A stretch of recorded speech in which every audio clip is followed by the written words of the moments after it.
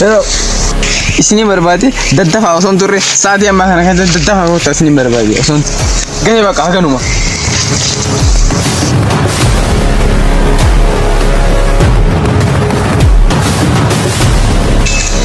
Barbaaddan ni dhufee bar. Asibichaan jenne deemi waraana kee guutuu wali guuri na ergi. Ammaan tanaan fidee dhufe.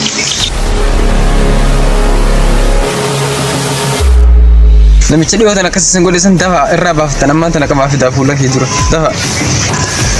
Ayyee amma finnee dhufe.